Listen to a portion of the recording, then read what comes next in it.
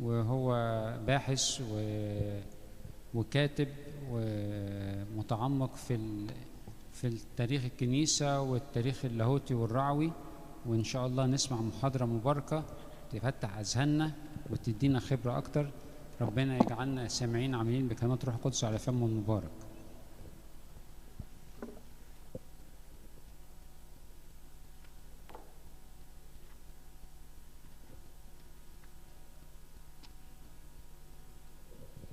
بسم الآب والابن والروح القدس واحد أمين. أنا ببقى سعيد لما باجي كنيستكم، لأن ذكريات الطفولة ولحد فترة من فترات عمري قضيتها في الكنيسة هنا.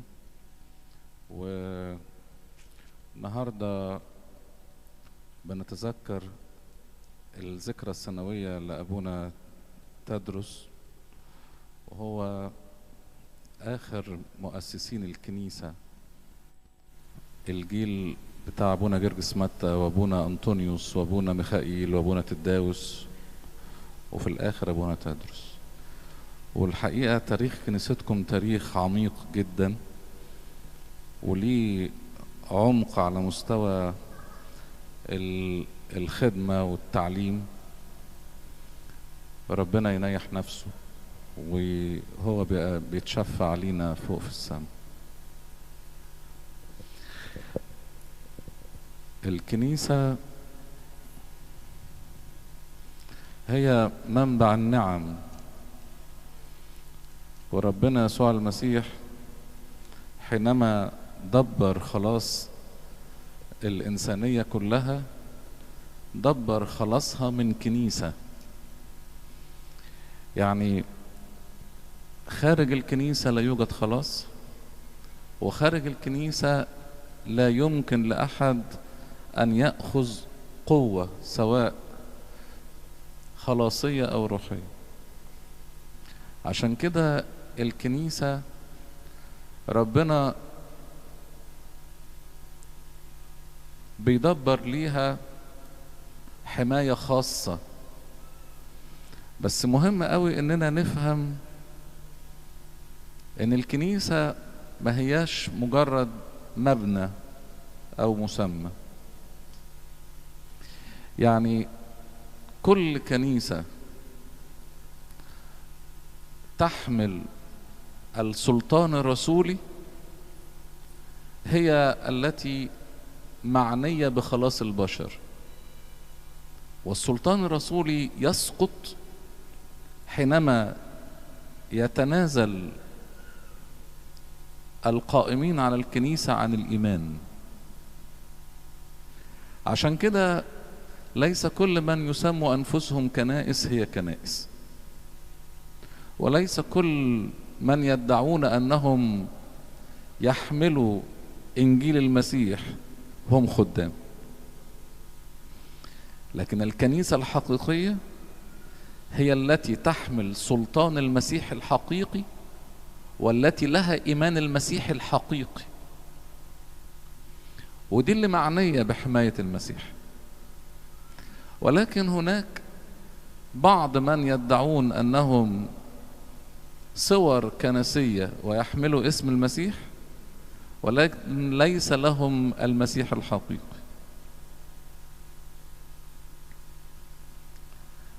في سفر النشيد في الإصحاح 3 تقول عذراء النشيد: في الليل وعلى فراشي طلبت من تحبه نفسي، طلبته فما وجدته، إني أقوم وأطوف في المدينة وفي الأسواق وفي الشوارع أطلب من تحبه نفسي. طلبت فما وجدته، في الشوارع طلبت فما وجدته، في الأسواق طلبت فما وجدته. يعني في أماكن كتيرة لا يمكن أن يوجد فيها المسيح. وجدني الحرس الطائف، وجدني الحرس الطائف في المدينة. الحرس الطائف ده اللي هو الخدام اللي بيدعوا هم من في الخارج يدخلوا إلى الكنيسة. فقلت أرأيتم من تحبه نفسي فما جوزتهم إلا قليلا حتى وجدته من تحبه نفسي. ليه لما تجاوزتهم قليلا؟ عشان ما فيش حد يستطيع أن يرى المسيح ويعرفه إلا من يطلبه هو. ناس كتيرة ممكن تيجي الكنيسة عشان خاطر الناس، عشان خاطر أنشطة، عشان خاطر أمور أخرى، عشان خاطر العادة، اعتياد.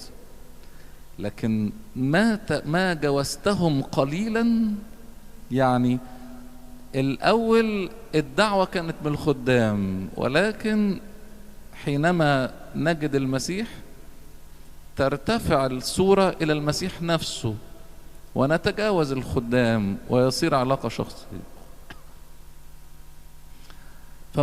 فما جوزتهم إلا قليلا حتى وجدت من تحبه نفسي أمسكته ولم أرخه.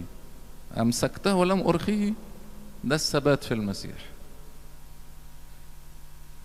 المسيح اللي مركز عينه عليه لابد انه يثبت فيه. أمسكته ولم أرخه حتى أدخلته بيت أمي. بيت أمي ده هو الكنيسة بقى.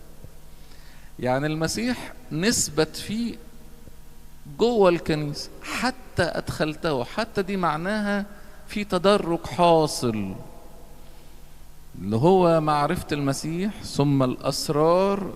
هتخش بقى بيت الأم اللي هو الكنيسة، وحجرة من حبلت بي معمودية. أحلفكن يا بنات أورشليم بالظباء وبأيائل الحقل ألا تيقظن أو تنبهن الحبيب حتى يشاء. في المعمودية بنموت معاه ونقوم معاه. توقظن الحبيب، يقوم. وبعدين توصف بقى الكنيسة وصف رائع جدا. تقول من هذه الطالعة من البرية كأعمدة من دخان معطرة بالمر واللبان. أعمدة الدخان الصلوات اللي طالعة من الأرض للسماء، زي ما شافها يوحنا الرائي، إنه شاف إن بخور القديسين يصعد للسماء وتتشارك الملائكة مع اللي في الأرض في الصلاة مع بخور القديسين. معطرة بالمر واللبان. المر واللبان علامة دايما على عمل المسيح الكهنوتي، وبكل أذرة التاجر. وبعدين بقى توصف بقى الوصف المهم اللي هو موضوعنا النهاردة. هو ده تخت سليمان. اشمعنى سليمان؟ تخت يعني سرير، يعني مقر، المكان الذي فيه المسيح نفسه. اشمعنى سليمان؟ لأنه هو اللي بنى الهيكل القديم. فلأننا بنتكلم بقى عن رمز من رموز الكنيسة في العهد القديم، فقال التخت سليمان حوله 60 جبارا من جبابرة إسرائيل. حواليه يضع الله حماية خاصة، كلهم قابضون سيوفا متعلمون الحرب. طبعا الحرب والسيوف هنا رموز للجهاد ورموز للقوة. كل رجل سيفه على فخذه من هول الليل. الليل هنا شغل الشيطان. الجبابرة دول هم حراس الإيمان حوالين الأسوار، سور الكنيسة. والجبابرة هنا هم الذين يدافعون عن الإيمان، يأخذوا سلاح خاص. يقول كده في سفر الرؤيا، يقول في إحدى رسائله للكنائس اللي فيها هرطقات، يقول سآتي وأحاربه بسيف فمي بالكلمة. حوله 60 جبارا.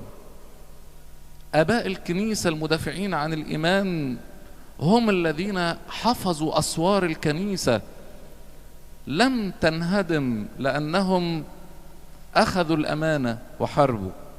بابا اثناسيوس، البابا ديوسكوروس، القديسين العظام، القديس ساويرس الانطاق، القديس كيرلس الكبير، الاباء اللي لا يزالوا الى الان يحاربون الذين يريدوا ان يدخلوا ويهدموا الكنيسه ويشتتوا القطيع الى هرطقات والى احزاب والى افكار اخرى ليست خلاصيه، لا تخلص.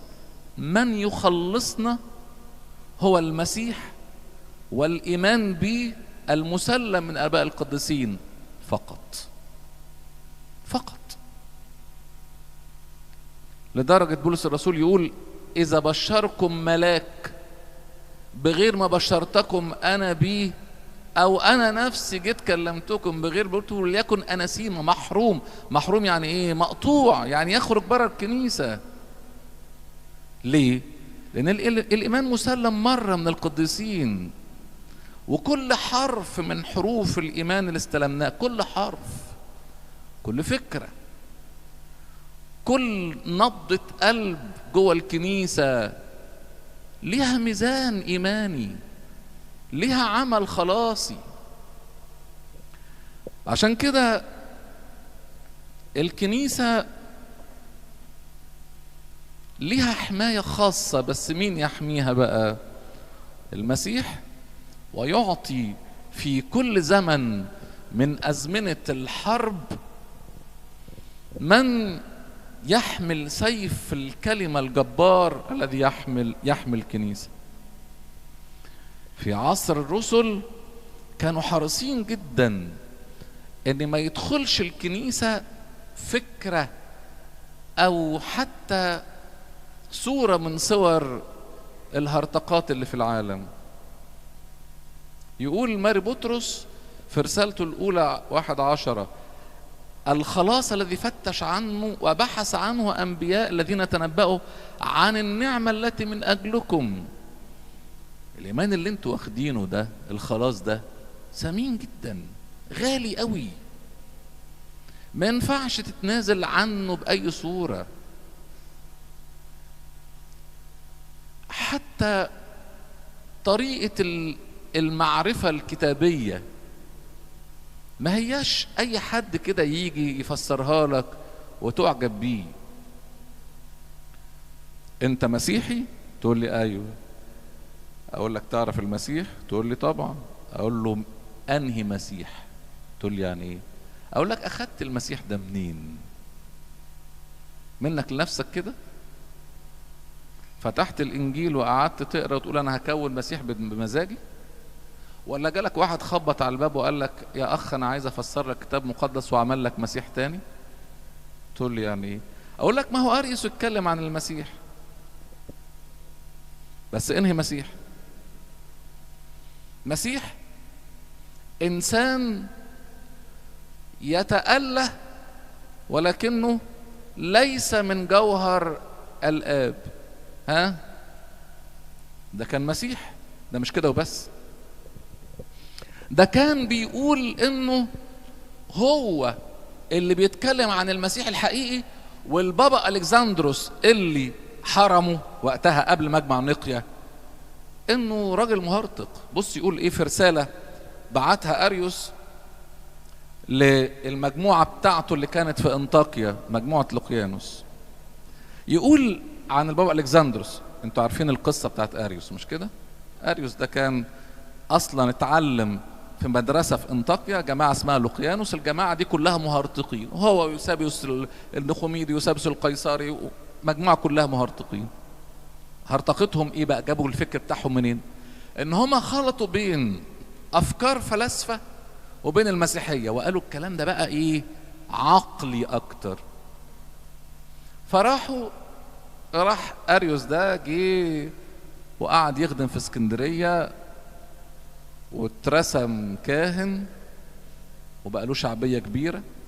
وفي يوم من الايام البابا الكسندروس كان بيوعظ عن التثليث في الكنيسة اللي هو فيها اريوس، واتكلم على ان الابن من جوهر الاب. وقف وسط الشعب كده اريوس وقال له لا انت هتبوظ لي التعليم بتاعي ولا ايه؟ كان علم الناس غير كده. قالوا الكلام اللي بتقوله ده مش مظبوط، ده بيكلم البابا الكسندروس. فالبابا الكسندروس قال له وانت بتعلم ايه بقى؟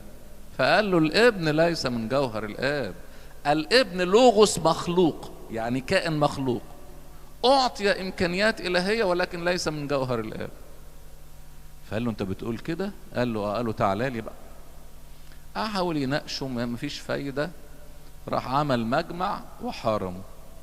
بصوا بقى الرساله بيقولها ايه بقى لما حارموا بقى ومنعوا من الوعظ لحد الامور ما كبرت وبقت في مجمع نقيه واتحرم في نقيه. بص يقول ايه بقى؟ يقول ان البابا الكسندروس يضطهدنا لاننا اتقياء الاريوسيين، ولان لنا الايمان الحقيقي. ده اريوس. انت بقى ايمانك شكله ايه بقى؟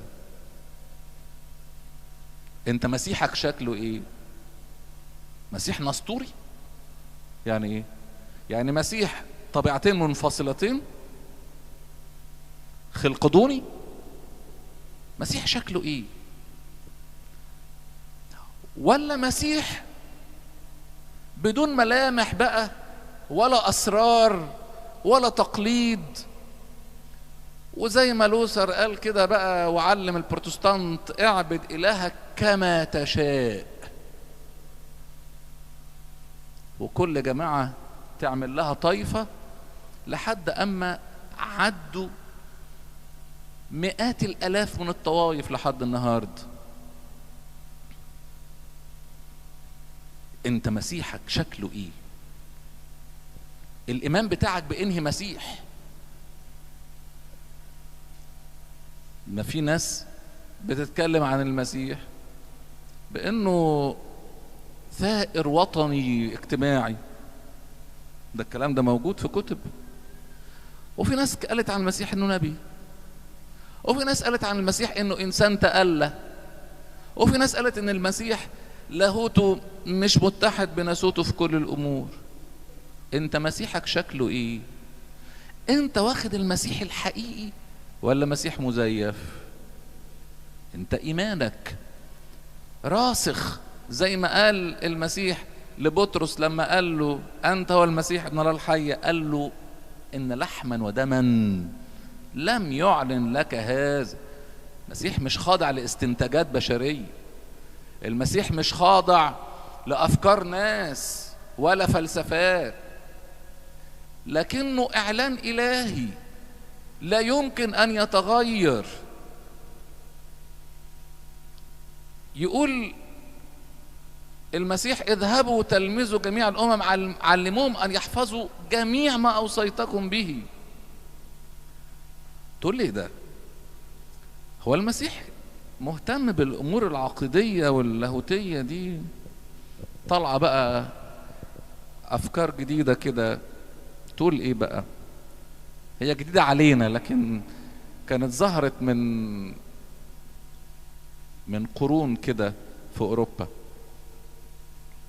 تقول ايه؟ تقول هناخد المسيح الحب ولا نختلف على مسيح العقيده. نقول يا سلام، يلقى يعني المسيح الحلو الحنين ده. الكلام ده ظهر في القرن ال16. تصوروا في اوروبا طلعت جماعه كده وقالت ايه؟ قالت يا جماعه المسيح اللي جه ده لا جه علشان الخطيه ولا جه علشان العدل الالهي على الصليب ولا جه، لا لا لا لا، القصه دي كلها قصه حب بقى. الصليب ده كان حب، ولان الحب ما تيجوا نقبل كل الناس بالحب. ايوه وبعدين يقول لك وكل من يدعو نفسه انه مسيحي نقبله، بل قالوا اكتر من كده، قال كل من يدعي الى الهه سنعتبر انه حقيقي. وجم في الستينات من القرن الماضي وجات الكنيسة الكاثوليك عملت مجمع كبير خالص وقالت فيه ان حتى البوذيين وكل من له ديانة قد يدعو الإله الحقيقي مقبول ويخش الملكوت. تقول لي هو المسيح كان مهتم بالعقيدة؟ أقول لكم تعالوا شوفوا. لما جه بيتكلم في يوحنا 6 عن الإفخارستية وقال ده جسدي إن لم تأكلوا جسد ابن الإنسان وتشربوا دمه ليست لكم حياة فيكم، أنا هو الخبز الحي النازل من السماء. اليهود قالوا إيه؟ مين ده اللي جايدينا جسد ودم وناكله ده؟ كانوش فاهمين. وبعدين يقول من هذا الوقت رجع كثيرون، كتير سابوا المسيح. طب تلاميذه بقى القريبين ال12 قالوا له هذا الكلام صعب. قال لهم ايه المسيح؟ قال لهم معلش، هل قال لهم معلش يا جماعه انا عارف انه صعب لكن ايه شويه شويه كده هتفهموا؟ ولا قال لهم دي عقيده لكن ممكن بالحب؟ المسيح رد قال ايه؟ اللي قاله المسيح حقيقي، أتريدوا أنتم أن تمضوا؟ لما نقول احنا الكلام ده النهارده يقولوا علينا ايه؟ متعصبين. لا لا لا، لما نقول اللي مش هيؤمن بالإيمان الأرثوذكسي ما ينفعش يدخل الملكوت، تقول لي انت متعصب وما يصحش. اقول لك هو انا جايب الكلام ده من عندي؟ اولا كلمة الإيمان الأرثوذكسي بس لا تعني طائفة أرثوذكسية، تعني صفة إيمانية. يعني إيه؟ يعني لما بقول اللي مش بيؤمن بالإيمان الأرثوذكسي يعني إيه؟ يعني اللي مش هيؤمن بالإيمان المسلم من الآباء الرسل لا يمكن أن يدخل الملكوت. ده مش كلام يا جماعة، ده كلام بولس الرسول نفسه. إن بشركم ملاك بغير ما بشرتكم به فليكن محروما. ده مش كلامي، ده كلام الكتاب المقدس. المسيح نفسه قال كده. التلاميذ لما قالوا له الكلام ده صعب ما ينفعش، قال لهم اتفضلوا امشوا امشوا. كان مستعد يتنازل عن ال12 القريبين جدا منه لو ما كانوش امنوا بالإفخارستية، لو ما كانوش امنوا بكلامه. يقول بولس الرسول لتلميذه تيموثاوس اما انت فاثبت على ما تعلمت وايقنت، عارفا ممن تعلمت، انت اخذت من مين. ويقول بولس الرسول لاني سلمتكم ما قد تسلمت انا من الرب. هو بولس الرسول استلم حاجه من ربنا يسوع نفسه شخصيا؟ استلم من التلاميذ والرسل. عشان كده يقول بولس الرسول ما سمعته مني لتلميذه تيموثاوس بشهود كثيرين اودعوا انت اناس امناء يكونوا اكفاء ان يعلموا اخرين. طب ممكن حد تاني يعلم تعليم غير تعليم الرسل ما يبقاش تعليم مسيحي. تقول لي طب حكمت منين بقى انك انت اتعلمت اللي انت بتقوله ده اخدته من الاباء الرسل؟ اقول لك انا ممكن اثبت لك ان ايماني ما اتغيرش. بولس الرسول يقول لتيموثاوس، يقول له ايه؟ ان كان احد يعلم تعليما اخر، اذا في تعليم اخر لا يوافق كلمات ربنا يسوع المسيح الصحيحة. يعني في ناس ممكن تعلم تعليم تاني لكن مش تعليم صحيح. الذي هو حسب التقوى فقد تصلف لا يفهم شيئا، متعلل بمباحثات ومحاكات الكلام. يعني يقول كلام كده لطيف وحلو لكن مش مظبوط. ويقول لتلميذ تيموثاوس الثانية في تيموثاوس الثانية 1:13 تمسك بصورة الكلام الصحيح الذي سمعته مني. يعني في مرجع، ما ينفعش حد يغير المراجع دي. ويقول في غلاطيا 1:9 إن كان أحد يبشركم غير ما قبلتم فليكن أناسيما محروم. تقول لي بس عندهم إنجيل وبيتكلموا عن المسيح. أقول لك طب ما بولس الرسول في غلاطيا 1:6 يقول إني أتعجب أنكم تنتقلون سريعا من الذي دعاكم بنعمة المسيح إلى إنجيل آخر. هو في إنجيل آخر؟ أيوة في إنجيل آخر. اللي هو إيه بقى؟ اللي هو التعليم غير المسلم. عندهم نفس الآيات، عندهم نفس الآيات بس ليهم تفسير تاني خالص، بيعملوا مسيح تاني خالص. هو أنتوا متخيلين إن أريوس كان معاه إنجيل تاني غير اللي معانا ده؟ هو نفس الانجيل. وفي مجمع نقيا كان بيقول نفس الايات، لكن البابا اثناسيوس وقف وقال له اللي انت بتقوله ده تفسيره غير كده خالص. تقول لي البابا اثناسيوس قال له تفسير منين؟ اقول لك بص البابا اثناسيوس يقول ايه؟ يقول ايماننا مستقيم. كلمة مستقيم دي يعني ايه؟ يعني ارثوذكسي. هعيد تاني، انا مش بقول ان الارثوذكس طائفة، احنا مش طائفة، احنا نحمل ايمان مسلم. هنا الارثوذكسية هي صفة ايمانية. البابا اثناسيوس يقول ايماننا مستقيم نابع من تعليم الرسل وتقليد الاباء مشهود له من العهدين. اما الهراطقة دعهم يقولون لنا من اي معلم ومن اي تقليد جاءوا بهذه المفاهيم. لما يجي حد بقى يقول لك تعليم تاني يقول له جبتها منين؟ نقعد كده متسلسل يقول لك لوثر، نقول له لوثر ده اصلا خرج منين؟ يقول له الكنيسه الكاثوليك. نقول له الكاثوليك دول طلعوا منين؟ من الخلقدونيين. الخلقدونيين دول بقى قالوا ايه؟ قالوا مسيح طبيعتين. نقول له احنا ما استلمناش الكلام، استلمنا مسيح طبيعه واحده من طبيعتين، استلمنا الكلام ده من الاباء.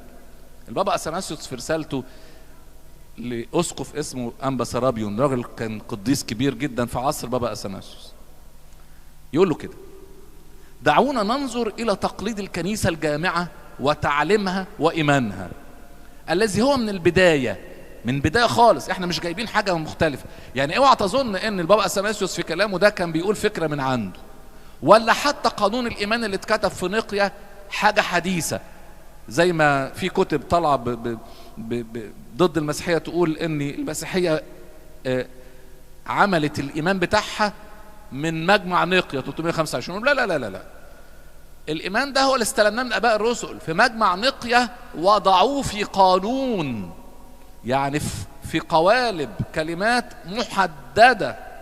ولما جم هرطقه بعد كده تاني زي مقدونيوس اضافوا ليه الجزء بتاع الروح القدس. ولما جه بعد كده نسطور في افسس، البابا كيرلس الكبير راح حط محددات. ولما في خلقدونيا وجدنا ان في مشكله كبيره في تفسير، وقف بابا ديسكورس وقال لهم الكلام ده مش مظبوط. وظللنا احنا ككنيسه ارثوذكسيه نحافظ على الايمان بتاعنا. يقول بابا اثناسيوس الذي هو من البدايه، الذي اعطاه الرب وكرز به الرسل وحفظه اباء الكنيسه، وعلى هذا تاسست الكنيسه. اللي جايه مهمه بقى: من يسقط منه من التقليد لن يكون مسيحيا. اللي مش هيحافظ على الايمان اللي استلمناه، واللي استلمناه من ابائنا، واللي هم مستلمينه من الرسل، واللي هم مستلمينه من المسيح، لا يكون مسيحيا. ده مش كلامي. هو حد يقول ان انا متعصب؟ انا بنقل لكم اللي استلمته. لن يكون مسيحيا، ولا ينبغي ان يدعى مسيحيا. ده تعصب؟ لا، ده الايمان اللي انت بيه تخلص. صدقني انا خايف عليك لو امنت بغير الايمان ده.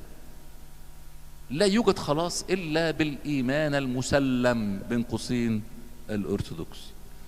بابا اثناسيوس قال كده: دعونا ننظر الى تقليد الكنيسه الجامعه وتعليمها وايمانها الذي هو من البدايه اعطاه الرب وكرز به الرسل وحفظوا اباء الكنيسه، على هذا تاسست الكنيسه.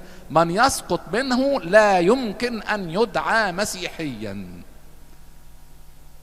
احنا استلمنا ايمان متسلسل. انا فاكر كويس قوي اول مره اقعد مع البابا شنوده فتره طويله قوي، يعني اتقابلت معاه كتير بس مره كده بقى البابا قال لي تعالى انا عايز اقعد معاك براحتنا. فقعدت معاه 7 ساعات متواصل.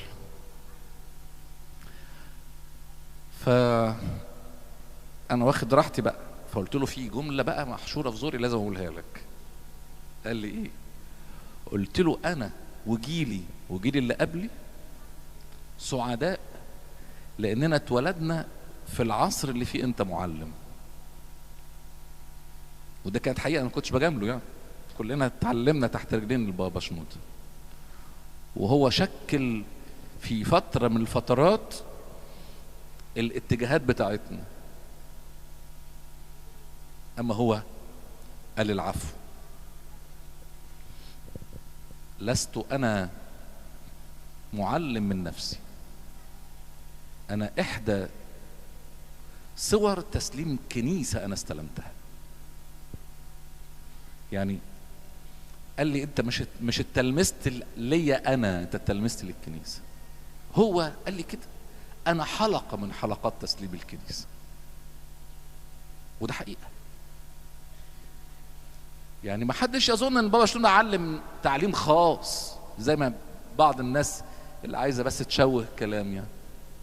ولا البابا كيرلس علم تعليم خاص، ولا الاباء اللي استلموا الكنيسة علموا تعليم خاص. دول استلموا وديعة زي ما قال بولس الرسول تلميذ تيموثاوس، احفظ الوديعة. وديعة، أمانة غالية جدا.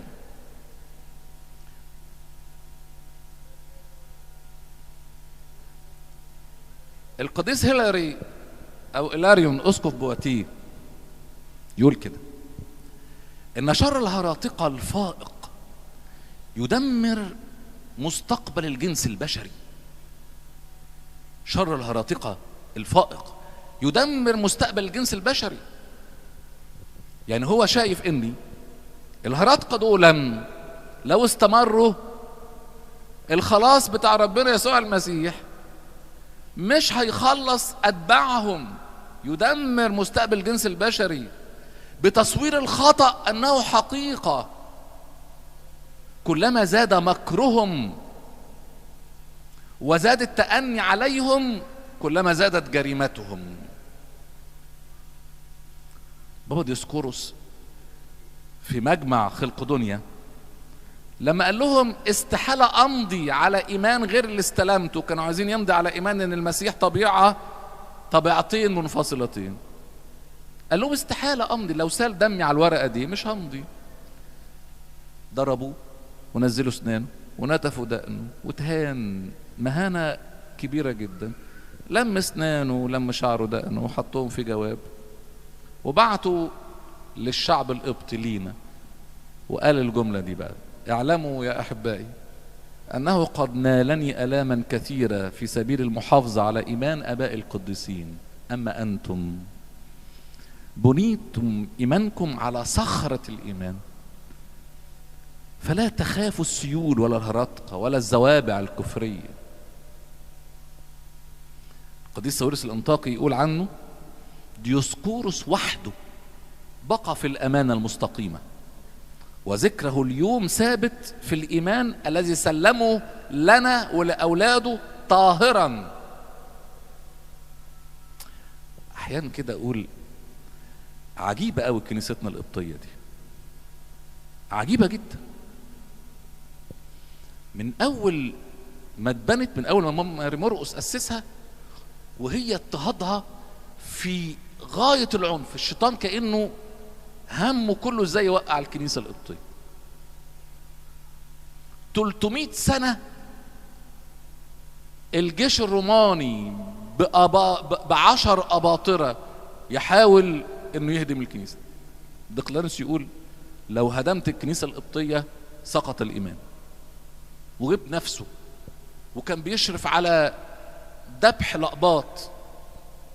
وبعد قسطنطين جه أريوس، والغريب ان قسطنطين وابنه تواطأ مع أريوس ونفى البابا أثناسيوس.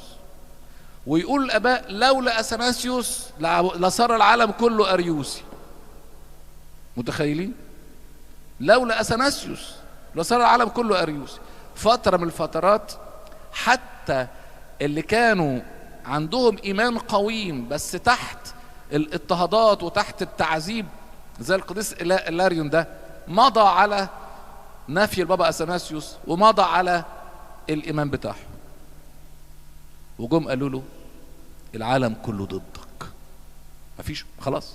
حتى اولادك القريبين للاسف تحت الضغط بقوا ضدك، العالم كله ضدك. ها هو لوحده بقى قال لهم ايه؟ وانا ضد العالم. قسطنطين بعت له رساله مره قال له اقبل اريوس. قال له استحاله، ده بعد نقيه قال له استحاله. فبعت قال له ايها الفرعون المتسلط، ان لم تقبله سآتي انا واجعلك تقبله. ولما رفض بابا اثناسيوس نفاه لفرنسا. وبعدين ها قبلنا احنا؟ لا، الكنيسه اسكندريه واللقباط كلهم قالوا ولا هنقبل اريوس. وكانت بحور دم عشان ما نقبلش اريوس او حد من اتباعه. حطوا بطرك اريوسي رفضناه، ودخلوا الكنيسه وقت تسبحه البابا اثناسيوس كان بيسبح مع الشعب، وهربوا البابا اثناسيوس وذبحوا الشعب. ده اريوسيه. ارتحنا بعد ما هديت الاريوسيه؟ لا ما ارتحناش. جت بعدها النصاتره، وجا بعدها خلقدونيا بالاباطره بتوع بيزنطة كلهم، بدايه من ماركيان لحد هرقل اللي بعت لنا المقوقس، اللي قال له مقوقس ده كان اسقف حته في القوقاز، عشان كده اسمه المقوقس، اسقف حته كده ناحيه بلاد البلقان. وقال له بقول لك ايه بقى، اسف، حته جنب ارمينيا كده.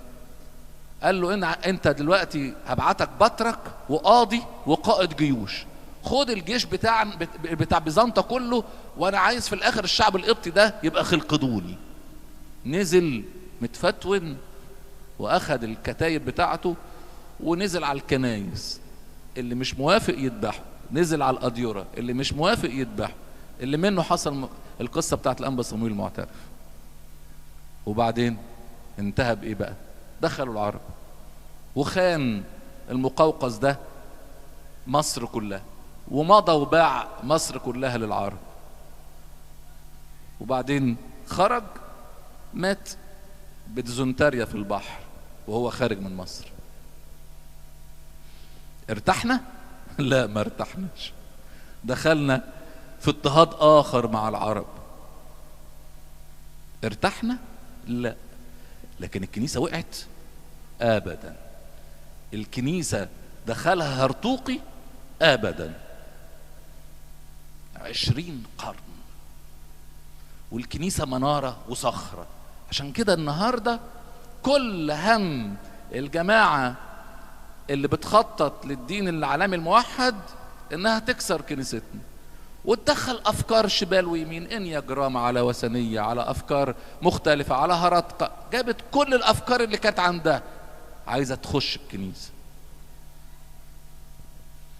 قديس كبريانوس القرن الثالث الشهيد العظيم ده، اللي وقف قدام فكرة اعادة فكرة قبول معمودية الهرطقة، وعمل في مجمع كارتاجين يقول كده: ماذا ينجم، يعني ايه اللي هيحصل عن وجود ذئاب متوحشة في صدر المسيحية الذين هم الهرطقة المنفصلون عن الكنيسة تحت اسم المسيح. يعني ايه؟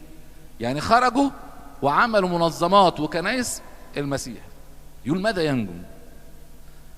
كما تؤدي شراسة كلاب وسم حيات مميت وقسوة فتاكة يستعرضها متوحشون في الكنيسة. يجب أن نهنئ أنفسنا عندما نعزل هؤلاء الهراطقة عن عضوية الكنيسة الحقيقية، حتى لا يكونوا عوامل فساد بالنسبة للحملان والحمام الذي في الكنيسة بصدورهم المملوءة سما وحقدا.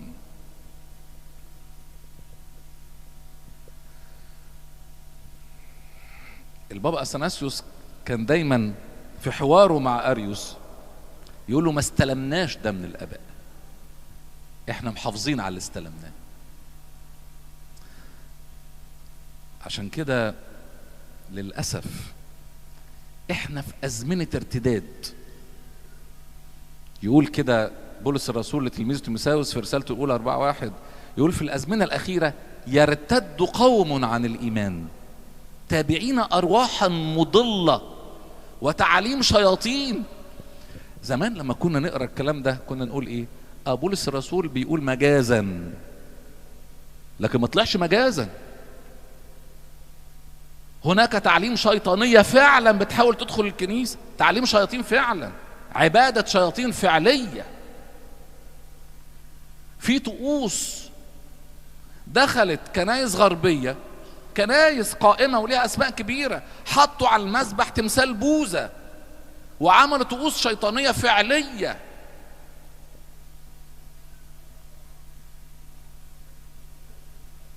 عشان كده يقول بولس الرسول لتلميذه تيموثاوس في تسالونيكي، تسالونيكي الثانية، يقول نوصيكم باسم ربنا يسوع، يعني أرجوكم عشان خاطر ربنا أن تتجنبوا كل أخ يسلك بلا ترتيب وليس حسب التعليم المسلم منا. والتعليم هنا في اليوناني بارادوسيس، يعني التقليد.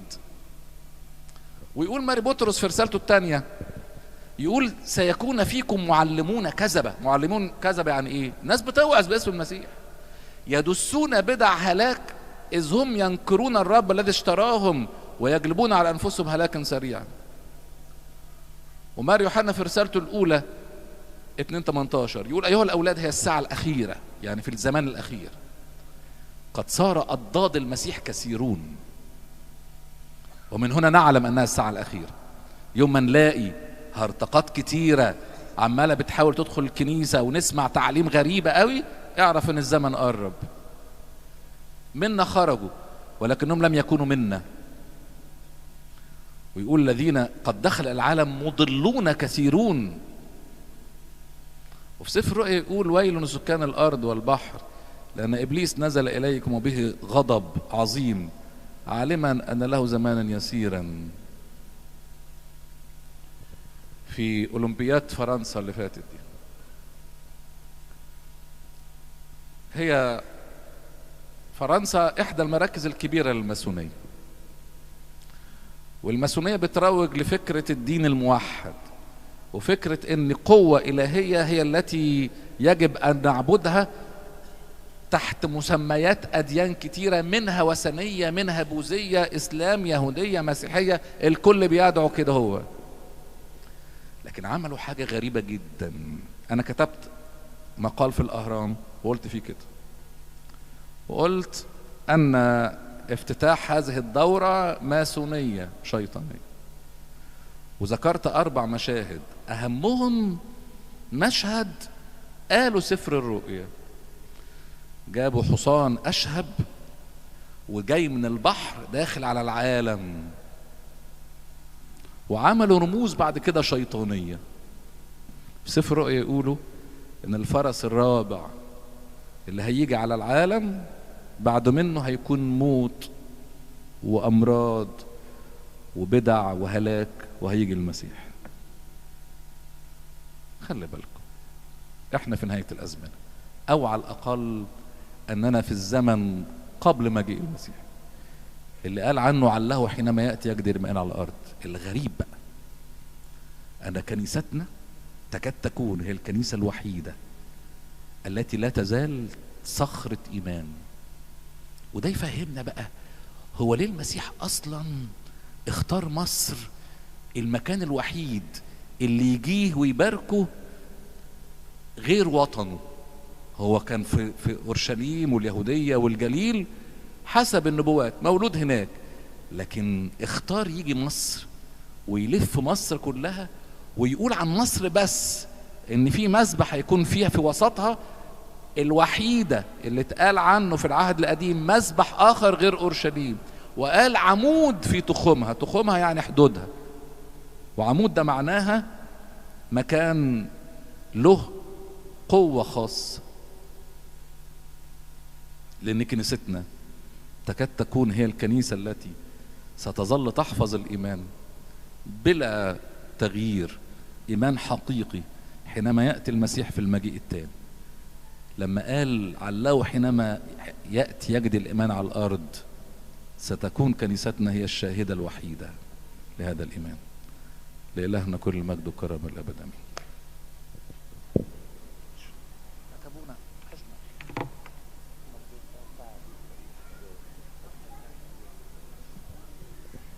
احنا بنشكر ربنا ان كان معانا النهارده قدس ابونا انجيلوس جرجس.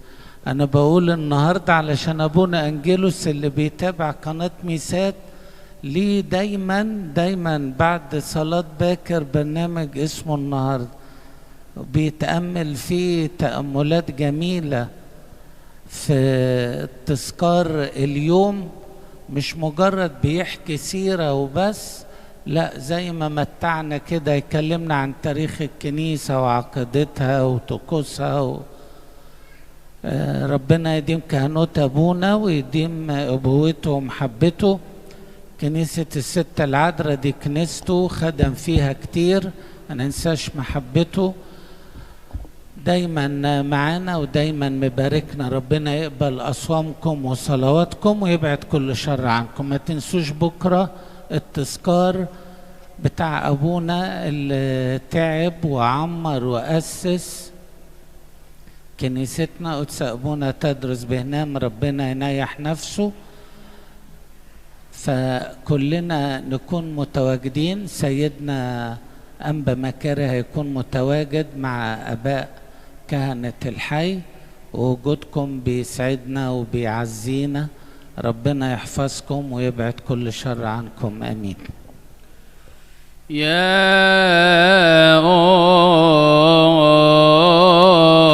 أم النور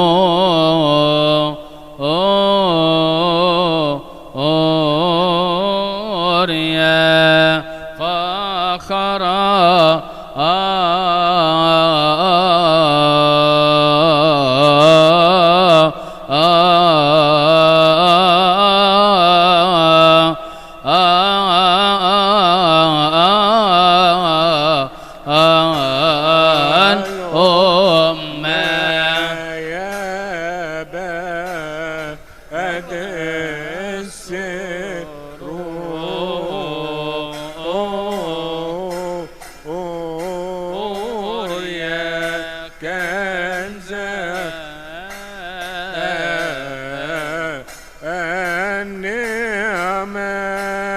يا أصل الحب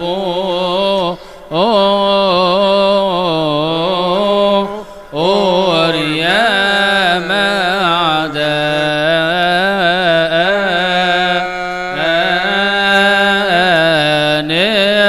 الرحمة يا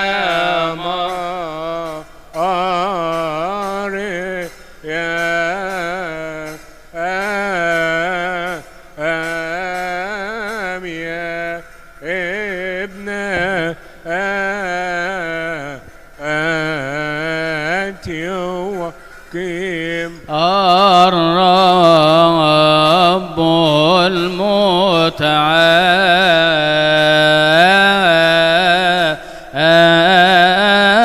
الحي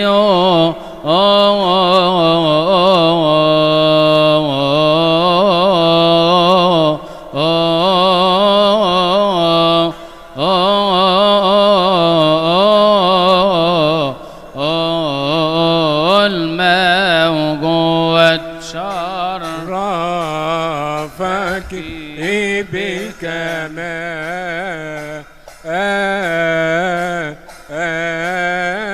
يا ابن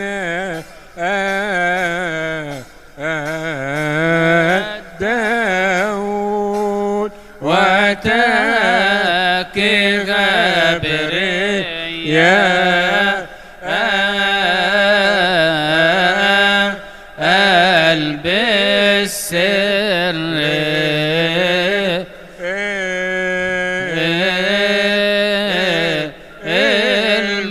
المعهود يا ماري يا يا ابن يو